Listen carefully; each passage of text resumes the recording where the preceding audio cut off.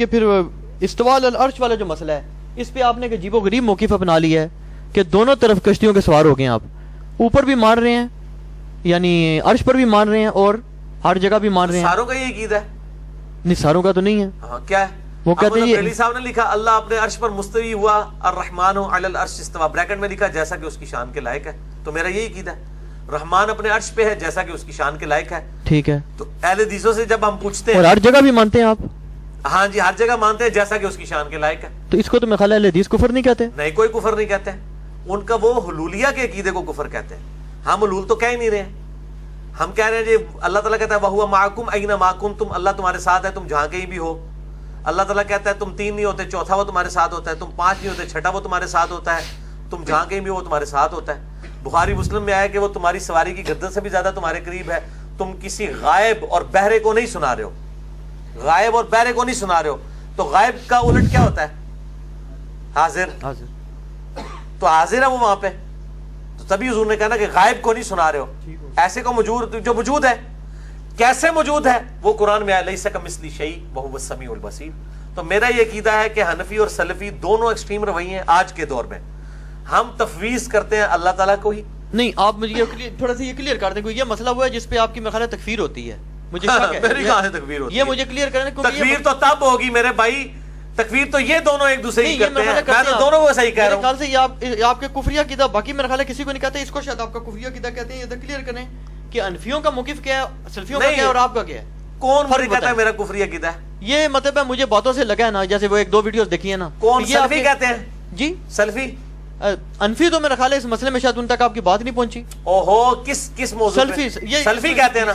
تو میرے بھائی سلفی تو اس مسئلے کے اوپر پھر انفیوں کو بھی کافر کہیں نا, مجھے تو نہ صرف کہیں. تو میرا تو تفرد نہ ہوا استواء علی العرش کے مسئلے میں, انفیوں کو بھی کافر کہیں نا. تو صرف میری تکفیر تو نہ ہوئی اگر وہ کرتے ہیں. نہیں سلفی موقف کیا ہے کہ اللہ عرش پر ہے اور یہ باقی یہ سلفیوں سے ہی پوچھا جی, ہمیں تو ان کا موقف ہی ابھی تک سمجھ نہیں آیا.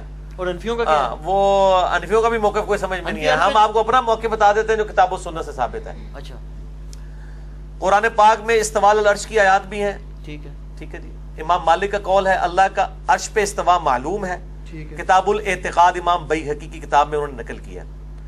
استواء علی العرش معلوم ہے, کیفیت مجہول ہے, یعنی یہ ان نون ہے. سوال کرنا بدعت ہے.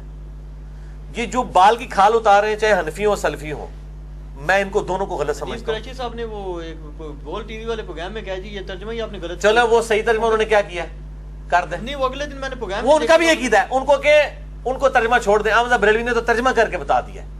الرحمن علی العرش استوى سورہ طٰ کی شروع کی آیات میں آتا ہے. اس کا ترجمہ احمد بریلوی نے لکھا ہے رحمان اپنے عرش پر مستوی ہوا جیسا کہ اس کی شان کے لائق ہے. تو بس یہ میرا عقیدہ ہے, جیسا کہ اس کی شان کے لائق. یہ بریکٹ احمد بریلوی صاحب نے کہاں سے نکالی؟ لیس کمثلہ شیء وہو السمیع البصیر. اللہ کی مثل کوئی شے نہیں, وہ ہر چیز سنتا ہے اور دیکھتا ہے, سمیع البصیر ہے. اچھا ایک سوال یہ جی, تو مجھے کون سی قدغن ہے جب میں کہہ رہا ہوں کہ اللہ میرے ساتھ ہے جیسا اس کی شان کے لائق ہے. اہل حدیث ایک سٹیپ آگے کود پڑتے ہیں کہ جی وہ شان یہ ہے کہ وہ دیکھتا سنتا ہے, خود نہیں ہے. تو میں نے تو یہ نہیں کہا کہ خود ہے یا نہیں ہے, میں تو اس چکر میں نہیں پڑا. میں نے کہا جیسا کہ اس کی شان کے لائق ہے. اگر ان کا موقف صحیح ہوا تب بھی میں ون ون سچویشن میں ہوں, اگر انفیوں کا موقف صحیح ہوا تب بھی میں ون ون سچویشن میں. اچھا میری ایک اہل حدیث مودی سے بات ہوئی, وہ تو بلکہ کہنے لگے, کہتے ہیں یہ جو آیت ہے نا اس کے تو لوگ سمجھتے ہی نہیں مسئلہ. میں کہا کیا کہ اللہ شرک سے قریب ہے, وہ کہتے ہیں اس سے مراد یہ ہے کہ فرشتے اللہ کے شرک سے قریب. استغفر اللہ تو بولی, وہ مجھے پتا ہے, وہ کہتے ہیں فرشتے بندے قریب ہوتے ہیں. اس کو کہ اس کی تو تعویل فرشتے کرتے ہو, وہاں جو آتا ہے کہ تم 3 نہیں ہوتے چوتھا تمہارے ساتھ اللہ ہوتا ہے, اور 5 نہیں ہوتے چھٹا اللہ, اس کی بھی تعویل کرو. مجھے پتا ہے یہ جعلی تعویلات جو کرتے ہیں, بار ان میں بھی ایک مجاہد بندہ پیدا ہو گیا ہے. یہ جناب اہل حدیثوں کے لیے پھکی ہے.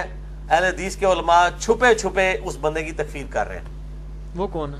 وہ جناب جماعت الدعوہ کے مفتی اعظم ہے, سمجھ لیں ایک قسم کے مفسر اعظم ہے, عبدالسلام صاحب, جنہوں نے قرآن کی تفسیر لکھی ہے. انہوں نے استواء علی العرش کے مسئلے میں سلفیوں کا نکال دیا ہے جنازہ, جو سو کالڈ آج کل کے سلفی ہیں. انہوں نے کہا ہے کہ ہم رحمان کے علی العرش استوا کا بھی انکار نہیں کرتے اور میت کا بھی انکار نہیں کرتے, اور دونوں کی کیفیت میں نہیں پڑھتے. اور اس کی وجہ سے جو کٹر قسم کے سلفی ہیں نا, وہ نجی محفلوں میں اس کو کافر کہہ رہے ہیں, لیکن وہ چونکہ بڑی پرسنالٹی ہے وہ کہہ نہیں سک رہے.